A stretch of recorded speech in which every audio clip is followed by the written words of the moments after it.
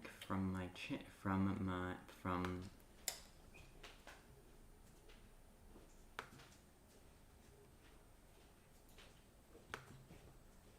copy link.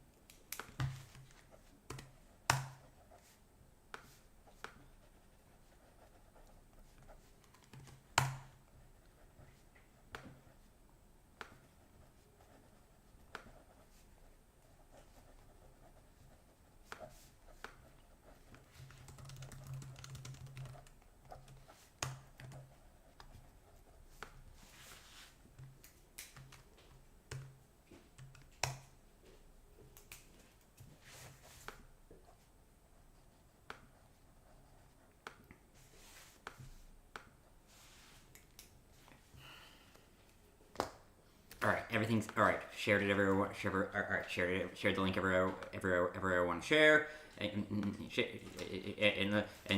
so we are live, and it looks like we got people coming in so far. I figure give it a few minutes for people to trickle in. That is A, why you schedule the screen in advance, and B, why you have a starting soon screen, man, not this. Fair. We'll have talks after this. I didn't realize it was like this, so we're gonna have those talks.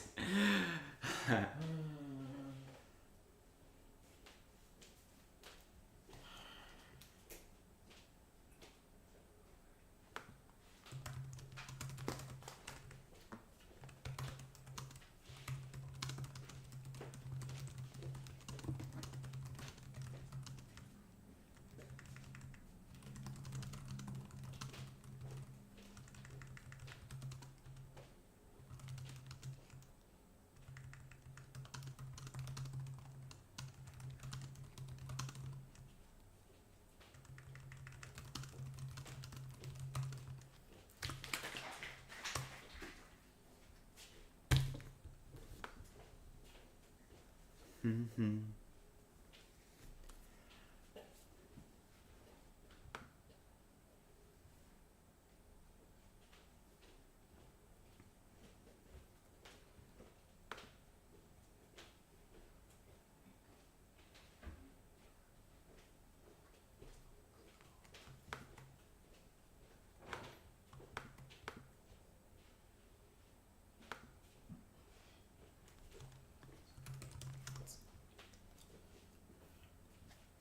So I have just like a video series title card that I can put on that I can switch to for a few minutes for If you should have done that at the start.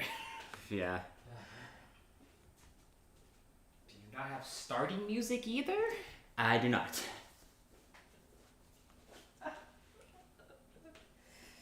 We'll talk. We'll talk after this.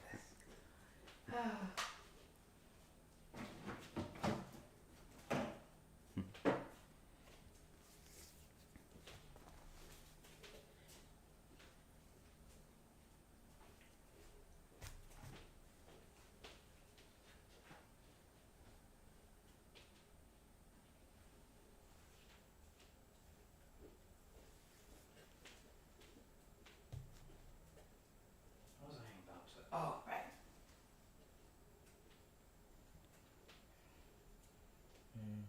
Don't mind me. I will sit occasionally, but I am pacing right now. No worries. Figure we'll give it till about maybe till 5 after before and we start. 5 after what? Five, or as in 12:35. That will work. Yeah, 12:35 works fine.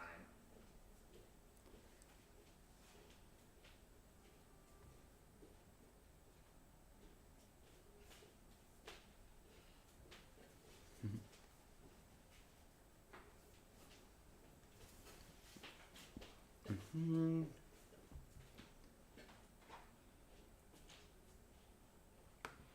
Alright.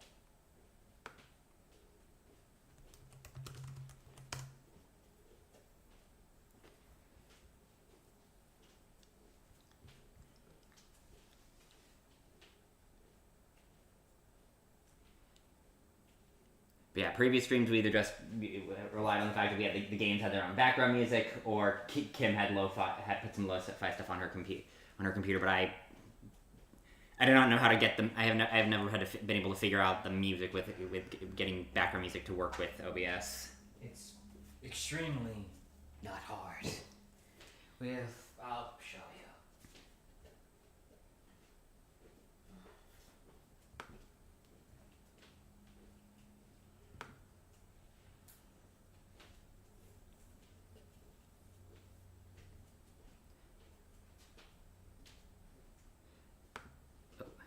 I'm just gonna briefly mute and let people know, make sure people know. All right, thanks everyone for coming. And we're gonna be getting started in about 2 or 3 more minutes, and 3 more minutes just to give other people a bit of time to trickle in, to kind of join in and see if anyone hops in.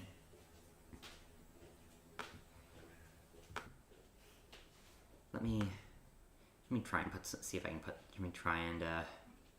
It's not worth it at 2 or 3 minute mark. By the time you figure it out, you're going to. Fair. Mm-hmm. Yeah. There's another way to mute your mic. Yeah, but that'll also make it that you can't hear. So. Yeah. Sometimes, so be careful with that one. Yeah, I think. All right, 2:34.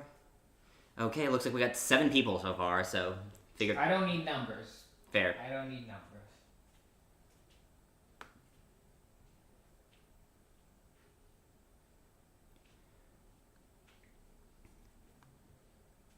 Where's my wish list? I'm trying to.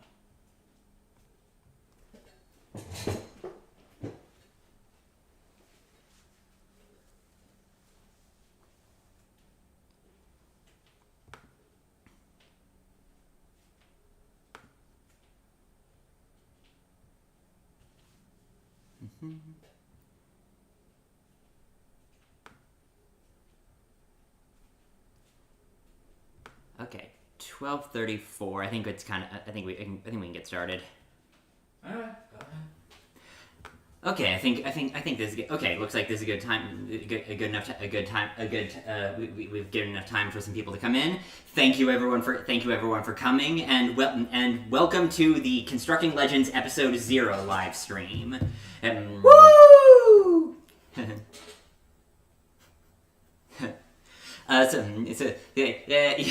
So joining me today is my other roommate. Oh, I was supposed to introduce myself. Sorry. Hey, I'm here for my friend Howler here. I'm here as moral support. I've never thought of a proper username, so I just go with moral support. If that's too long, just go with moral. It's fine by me. Yeah. So apologies if audio sounds a little bit, if there's any weirdness with the audio this time. We're recording in the kitchen, or streaming. We're set up in the kitchen instead of because previously me and Kim streamed in her bedroom, in her room, because that's where her game system's set up. But neither of our rooms are big enough for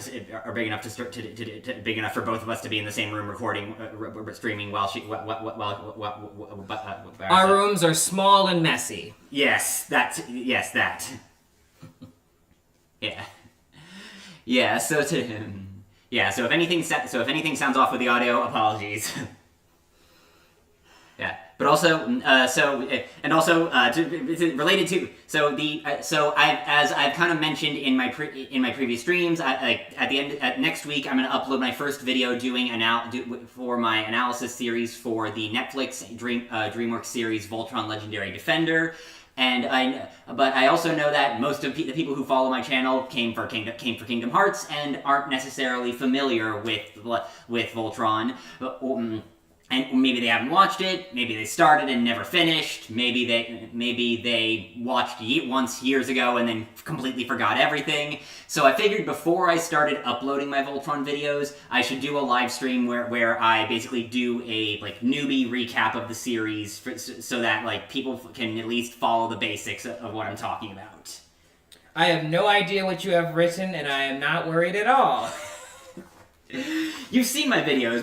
I have. You show them to me first. I am essentially your only Patreon member, except I don't pay you. You just show me your stuff early. Yeah. Moral support here is basically the video equivalent of of my channel's beta reader, basically.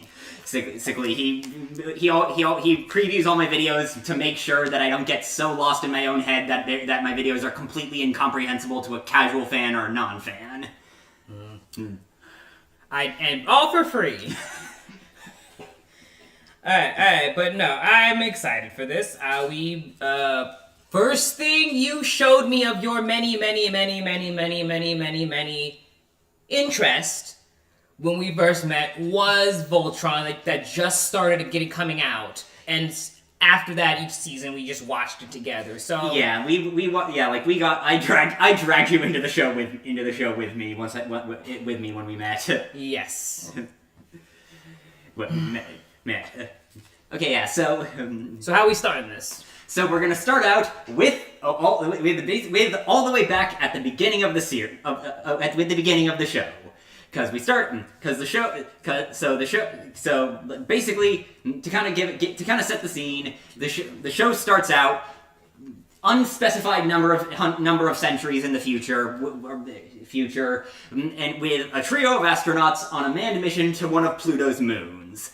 And we get some brief bits of conversation and interaction between them, enough to learn one guy's name is Shiro, the other two are a father-son duo, and that's about all we get time for before they're abducted by aliens. Aliens. Shiro, I'm trying to decide. Okay, aliens. After a brief failed attempt by Shiro to do the "we come in peace" routine before he gets knocked out and thrown in prison, we jump forward a year to a younger trio of astronauts in training at a space flight school. To give a little more context, for going a little fast, it starts off telling you obviously that this is going to be sci-fi. And that these guys are astronauts / military. Is it the kind of military? It's kind of like Starfleet, because one of the things is the writers have kind of indicated about the lore was that Earth it kind of gives the implication that Earth is very demilitarized in the future, but there's enough that the space exploration agency also doubles as as Earth's defense force, basically, kind of like Starfleet in Star Trek. Yeah. So as I said, we introduced to Shiro, who is immediately obviously important because he has white hair. Not yet. Not yet. You're the one getting a little ahead, moving a little too now. Sorry, I was trying to make an anime joke of he's white hair. Of course, he's important. To be fair. Mango Burger.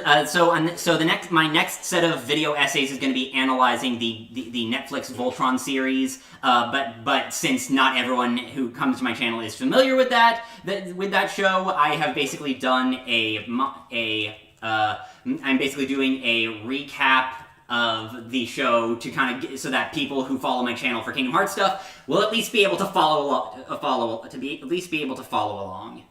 I will say this would probably do a lot better with visuals, if at all possible. Yeah, true. Good point.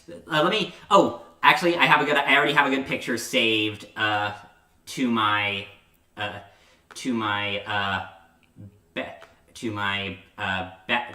hard drive for that. So let me shrink my. No, don't do that. Don't. Just make a new scene. And we can do that, but swap to when you enter it. You can swap over to it after. But Good. I think you and me should have prepared this a lot more. A lot more. But but hindsight's 2020. Yeah, hindsight always is 2020. And you're the only one with 2020 vision, so I don't know why you didn't see this coming. Seriously, you're the only one somehow in this house with good vision. Yeah, I'm the only one who doesn't need. I'm the only one who doesn't need glasses in this house. Yeah. All right, but yeah, if you don't know what Voltron is, mechas, space, aliens, war.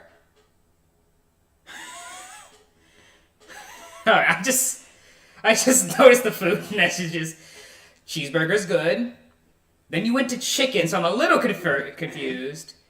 I know about Battlestar Galactica. I've been meaning to watch that. It is on my list. How about you?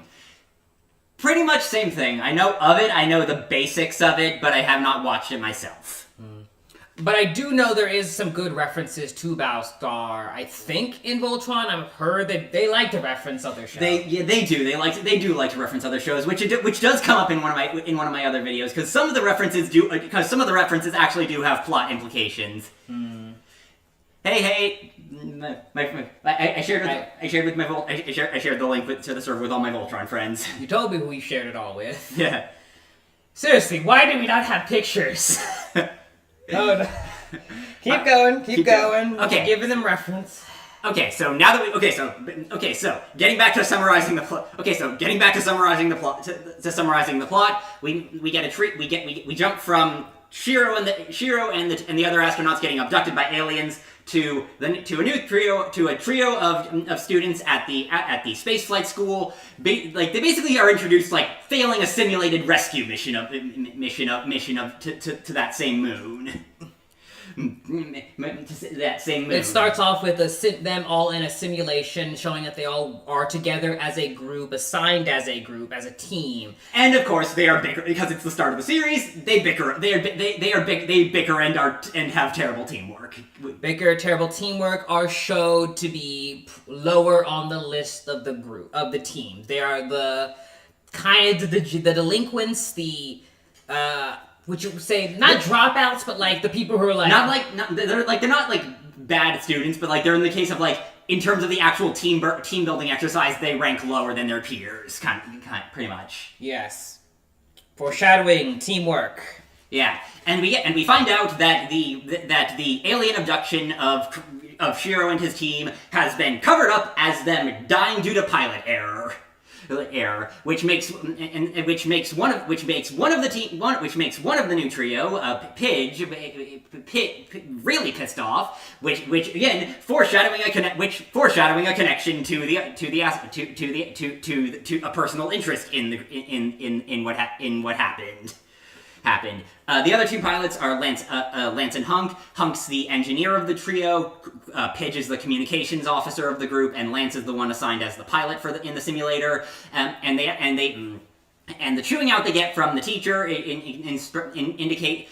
establishes that Lance basically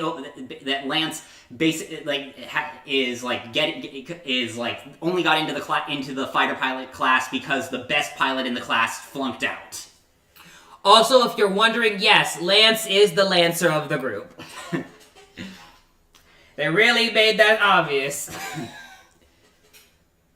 And Lance is Lancer, Hunk, big guy, is the muscle, and Pidge would be the brains. But Yeah, and so then after that, after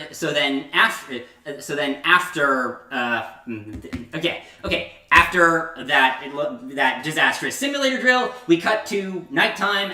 Lance and Hunk sneaking out after curfew to try and put together some team bonding, to try and do some team bonding with Pidge, and fix their teamwork issues. And they find Pidge sneaking up to the roof of the school to get in the school to listen to alien radio transmissions. Because Pidge has already figured out that there are aliens involved, and is trying to figure out what happened and what's going on and why. They establish in that conversation that the transmission Pidge keeps picking up all keep repeating the word Voltron. Voltron, which obviously establishing it as obviously setting, some foreshadowing, obviously, and then but then before Lance and Hunk really have time to digest that digest this, because this is still really they're okay, you're crazy. Because their initial reaction to the alien radio chatter is okay, so you're crazy. But then the alarms start going off, and an alien ship crashes down through the atmosphere. Landing right outside the campus for Galaxy Garrison, which is the name of the school slash organization. Yeah, which sounds very space campish, but no, it's very serious. I promise. Galaxy Garrison is a good name, but also the original show did come out in the 80s, so true. Yeah, but so then the trio heads over to the crash site. Well, to see all of the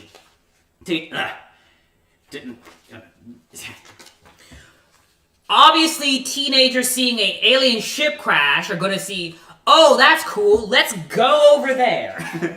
Yeah, and so they did. Yeah, and so when they get there, of course, obviously by that point the garrison's already beat them there and set up, quarantine tent, studying the crash ship. Pidge manages to hack the camera that they set up inside the quarantine tent, and Shiro is back with you called it white hair streak and a robot arm. Very anime, very good, and yes, there is romance later on. Yes, yes, there is romance. Speaking of romance, who else shows up? I'm joking. I teed you up, man. Come on.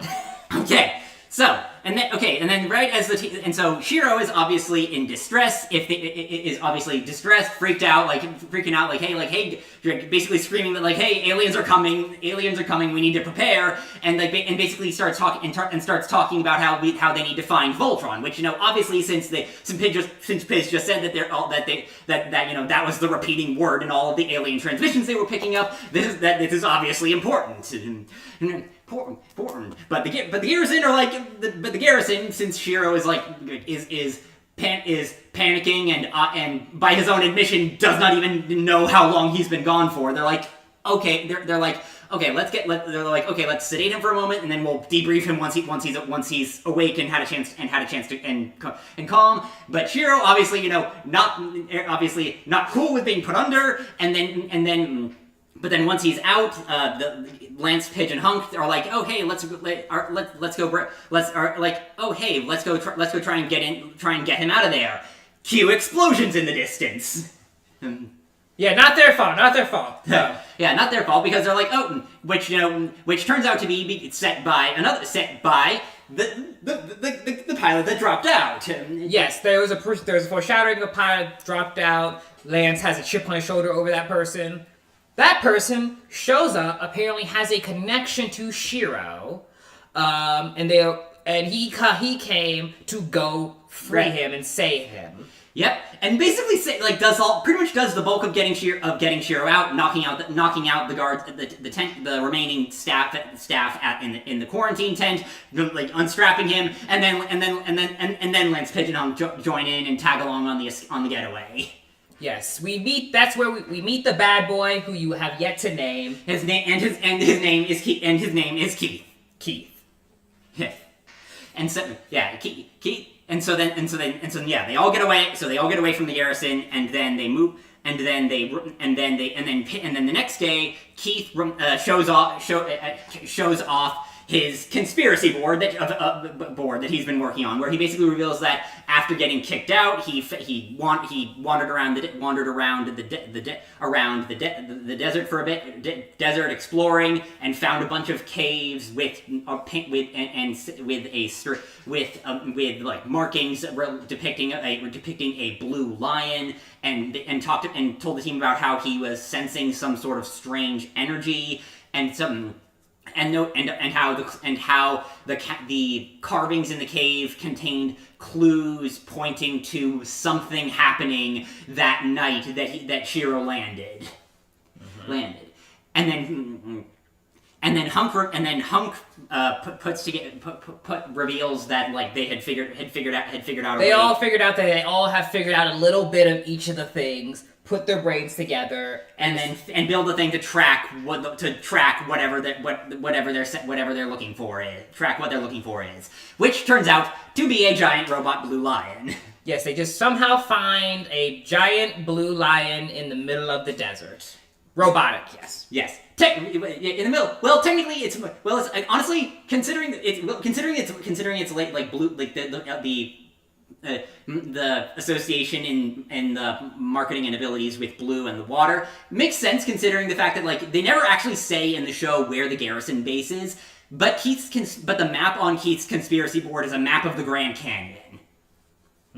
Canyon. So considering that there's a river in the canyon, I can see the connection there.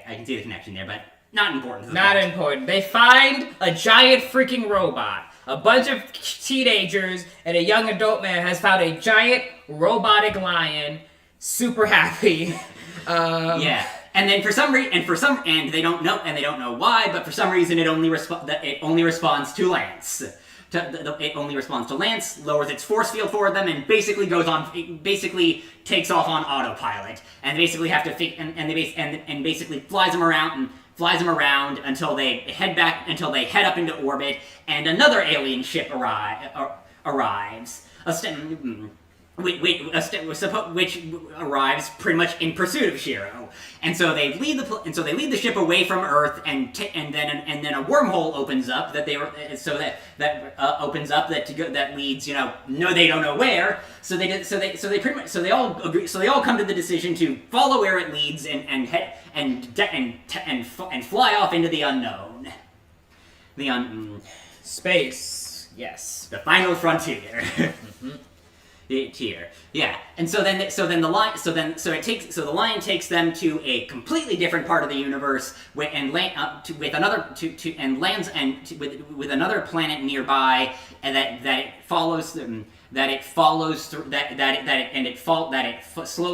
slowly flies down into the atmosphere until it lands in front of a giant castle. So, which.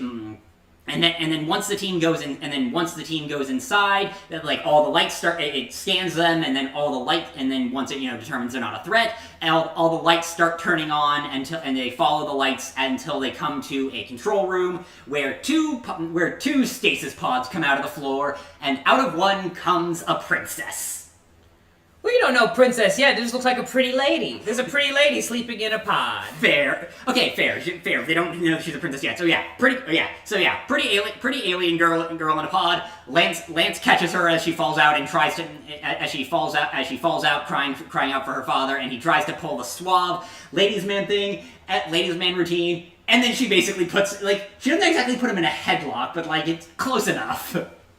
Remember yes, you think it's gonna be one of those sensual, oh my god, they're gonna fall in love, break his neck, come on, do it. Yeah, and then another alien man comes out of the other pod and starts basically peacocking against Lance, going like, oh yeah, first and he's like, darn it, if my knees weren't weak from the sleep pod, I would just be like, ha ha ha, and then just going back and forth on that while everyone else goes. Could basically confusion and chaos from everyone not knowing what's going on. Yeah. Meanwhile, the girl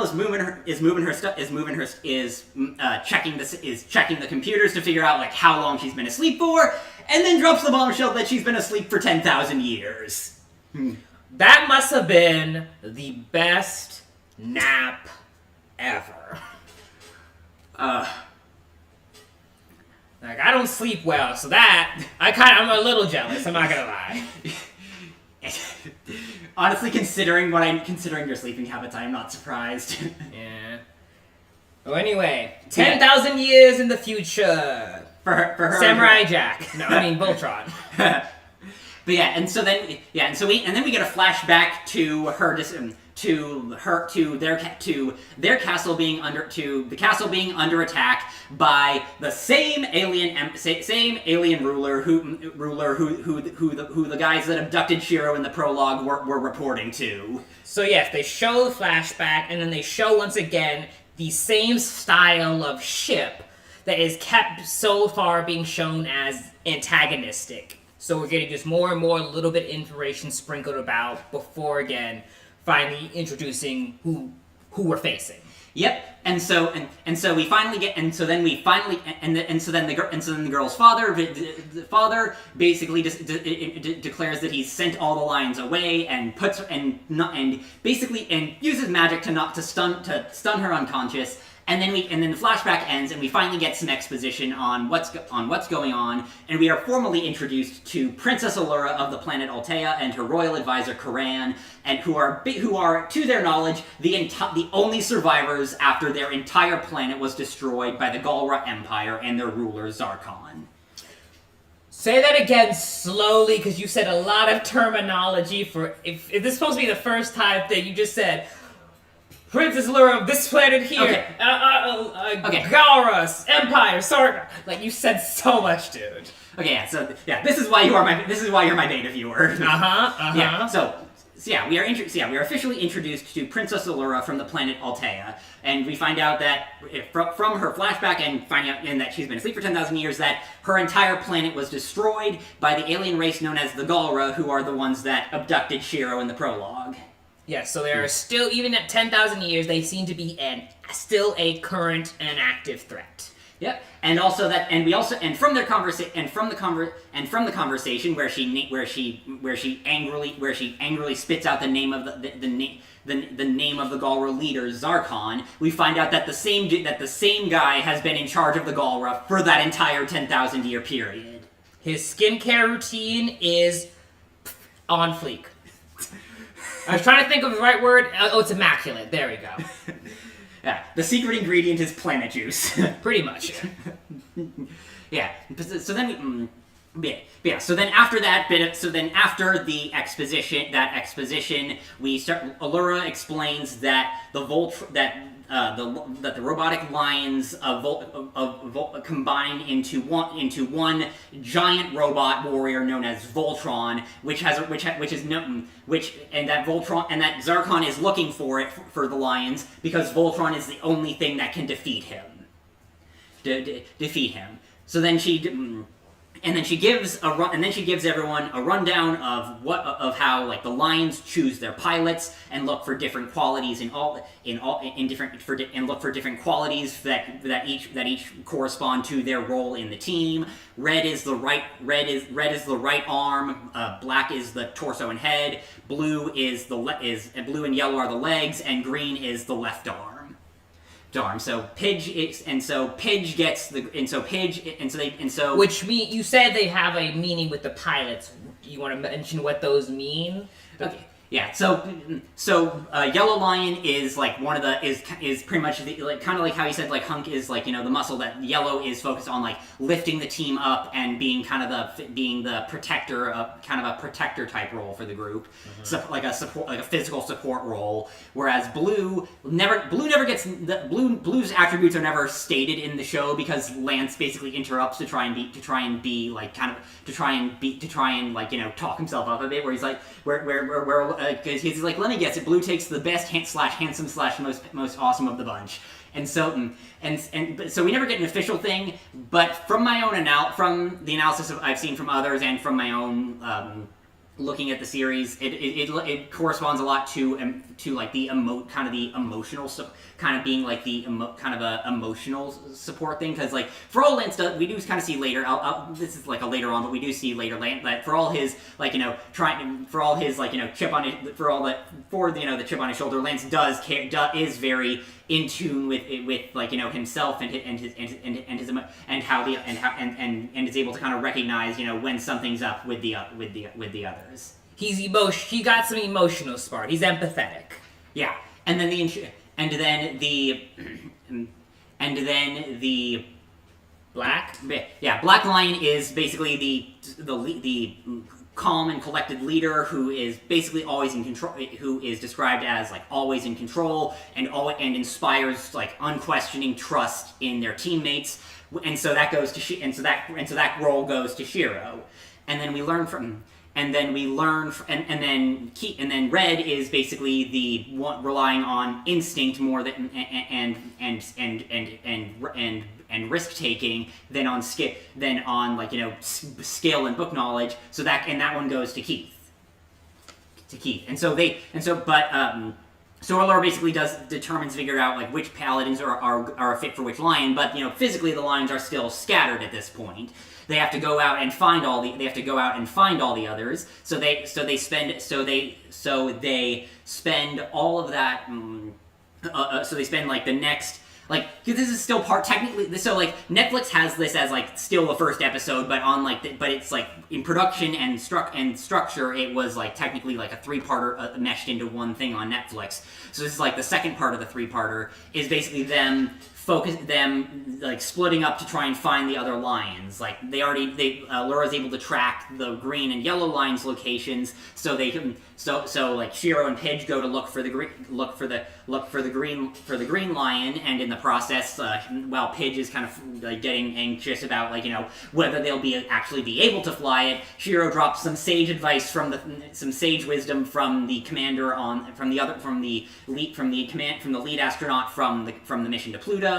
And that helps Pidge deal with their worries. And meanwhile Lance and Hunk have to deal with getting the Yellow Lion out of an active Galra military colony and have to fight their way to the Yellow Lion. Reminder: does the colony know the Yellow Lion's there, or it's like Hunk actually comments on it and actually questions it because they're not there long enough to find out but Hunk actually does kind of call out like, hey, either that they don't know for sure whether the Galra know it's there, or if they do know it's there and just started setting up the mining operations to reach it and haven't gotten to it yet. Fair enough. Yeah, and then. Yeah. Meanwhile, Zarkon's right-hand woman, the witch Hagar, senses Allura coming out of stasis. Yes, there are witches. There are space witches too. Yes. Yes, and so from there, Zarkon sends one of his trusted commanders, Sendak, to go capture Allura and the remaining lions. And so he arrives on the planet Eris, which is the name of the planet where the castle is on at the end of the second part of the 2-parter, and they find out that and the paladins find out that, and when he gets close enough, they find out the Red Lion is aboard Sendak's ship. So convenient. Yeah, in hindsight, there's probably some more significance to it, because like they do kind of imply that, like, in later episodes that Sendak was highly favored and trusted by Zarkon, so it kind of makes sense that the Red Line would be there. But that's not something you really need to know in the first episode. Favorite blade? Yeah, no, only the Blue Lion was on Earth. All of the rest were on different planets, and the Black Lion was actually in the castle, like locked behind a seal that could only be opened once all of the other lions were present. It was a collectathon. You got to get the other ones before you get the big one. Yeah, pretty much. And then Lance and Hunk pretend to surrender so that Pidge, Shiro, and Keith can sneak into Sendak's ship and get the Red Lion. And so when they get there, because Shiro has kind of basically, they kind of, like, during the reunion scene earlier, like, after Shiro woke up from being sedated, Shiro kind of established that, like, he doesn't really remember a lot of what happened to him when he was abducted by the Galra. Like, he just remembers, like, bits and pieces. Like, getting your arm cut off causes trauma. Well, yeah, like, it's kind of ambiguous what caused it, but, like, they kind of, I'm always pretty heavily in favor of the fact that, like, they showed him hitting his head when we finally saw the flashbacks to his escape later. So it's like, my money was on concussion, on the head trauma.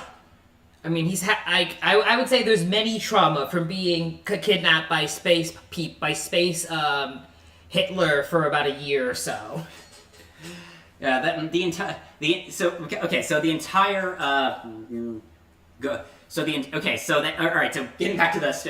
back to story.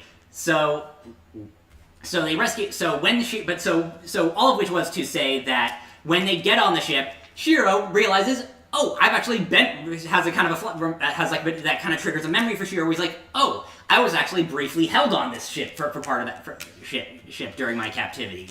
So Pidge and specifically that he was held there briefly, shortly after he was captured, and so Pidge figures out, hey, maybe the rest of your crew is here, and is all gung ho on a rescue mission. And Shiro's like, we don't have time, until Pidge reveals that the other two astronauts were their father and brother.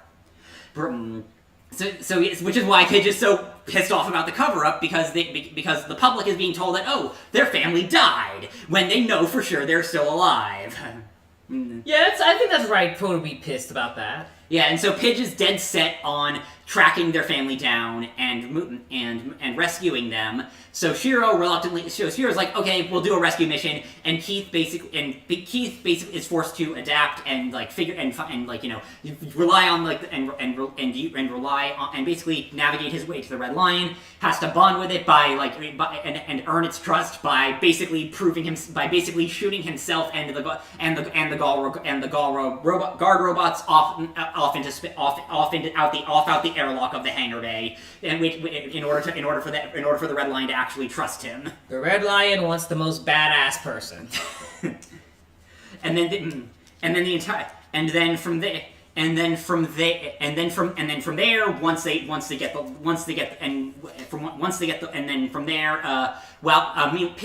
and Shiro manage to break into the ship's brig, and Pidge hijacks one of the floating robot drones, floating security drones in the process, and names it Rover. And then they find out, oh, Pidge's family is not in the ship, but most of the prisoners there recognize Shiro and call him champion, talking about how he can get us out of here. And so Shiro has, again from the amnesia, has no idea what they're talking about. But they roll with it, and they're like, okay, let's get everyone out of here. And Shiro, and in the process, Shiro figures out, oh hey, his robot arm can basically has like an energy weapon function. Like, he can basically make his fist glow and just use it as power it up for like punching and cutting through stuff. Very fun, very fun. And stuff. Yeah, and so then everyone gets back, while that's going on, Pigeon Hunk's fake surrender backfire, they have to kind of call it off and get into a fight with Sendak's ship, and Hunk manages to break the ship's main cannon. But by the time they get all the lines back down to the surface and unlock the Black Line, they've already fixed it, and so they have to race against the clock and figure out how to form Voltron before Sendak's ship blows up the castle. Yep, gotta form Voltron. Yep. So they figure out how to form Voltron and finally save the day. And then he kind of starts to sink in, oh hey, they just signed up, Corinne talked about, they've signed up for being the defenders of the universe. Cue title card. And that's the end of episode 1? Yeah, that's the end of episode 1, yeah. Which is actually multiple episodes smushed together by It's kind of like a mini movie, really. Pretty much, yeah. And then the second episode, Actually, I want to point out a very obvious thing. That we've gotten from first episode, you have 12 pages, we barely got, and you want to go from episode to episode. and you're trying to give this for a recap for people who don't understand. You, again, took almost 30 minutes to get through, a little over to get through the first episode, and visuals obviously always help. So, I propose leaving it at that for now, making a more cut down version, because first off, a 12-page recap is gonna be hard to get through. But I do always love doing this. This was fun. But it definitely is probably not the best way for the intention that you have told me you want to use this for. Fair. Yeah. So I propose maybe leaving it here, using what we have here to do a kind of either you want to do an episode recap, or do a season by season recap with more visuals. We can start this one because this one was such a long thing, and then it went to another season. But I think this would be a fun way of just pre-recording them and then maybe making an edited version afterwards, potentially. Either way, I don't think we're gonna get through 12 pages in a very quick manner.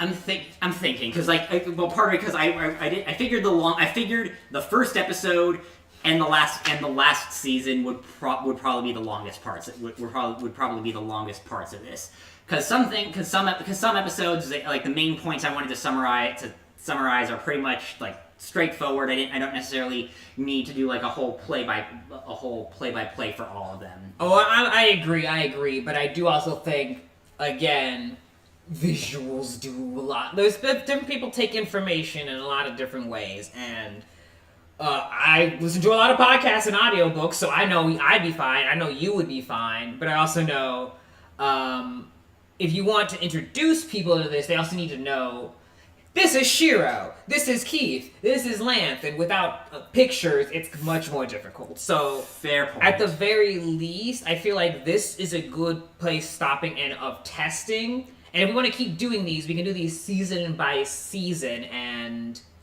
also, or at the very least, have a slideshow prepared. Good point. So, It's up to you. I'm just want to give you all the options for like which one you think would work, what you would prefer.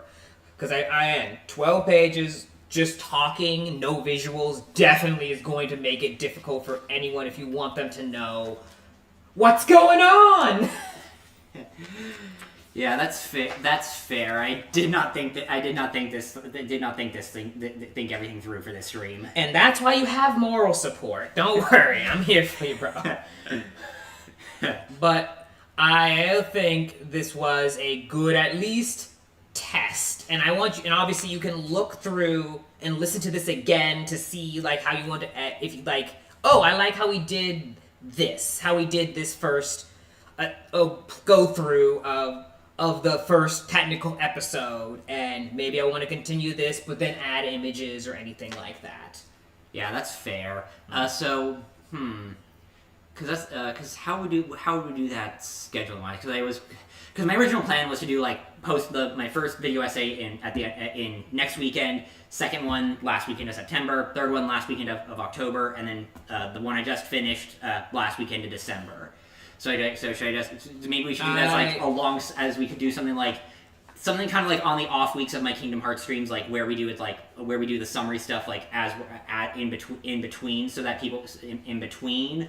Or do you think we should just like push things back? Or do you think we push them back? I think rather than pushing back, you have a whole page of stuff. You could just do a pre-recorded episode 0 and just make it just have pictures. Yeah, that's a good point. I think let's do that.